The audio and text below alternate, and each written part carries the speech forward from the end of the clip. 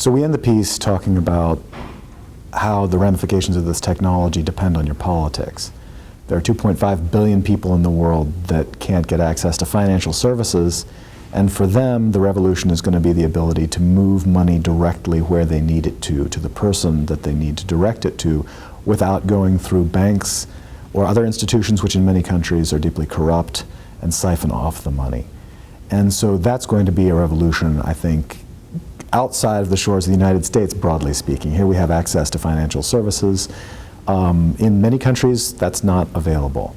So that's revolution number one. I think that people aren't necessarily going to be buying iPhones and storing their credit cards the way the Apple Pay system is set up to work in African countries where we have serious hundreds of millions of underbanked people who don't have access to financial services. Instead, what they're going to be doing is using some alternative currency, as we described in the piece.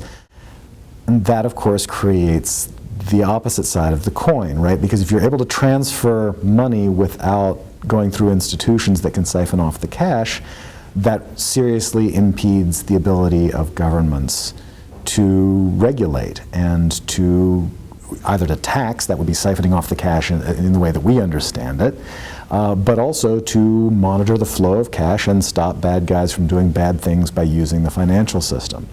We've had enormous success over the past decade by watching the financial system and stopping the flow of money moving to people doing bad things. That our ability to do that is about to be seriously challenged, right? If digital wallets can execute frictionless trades, then there is the problem that people are going to want to buy things that governments might prefer them not to buy. But our response to that is important, which is you can buy what you need to buy with a digital wallet and with seamless exchanges.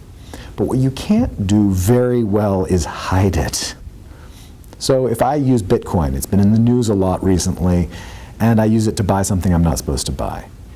Remember that on bitcoin.info, all of that, every trade is recorded. And every trade that everyone I trade with makes is recorded. So even if I hide who I am, as soon as somebody else in my circle of friends makes a mistake and doesn't hide who they are, then they can just simply begin to look up who this group of friends is and who they're trading with, and they'll soon figure out that it's me. So governments are going to have to change how they regulate. It's not going to work anymore to just put pressure on the banks and have the banks watch everything for them and kick up reports when something suspicious happens. Because these are going to be routed around the banks in a lot of cases. The banks simply won't see it.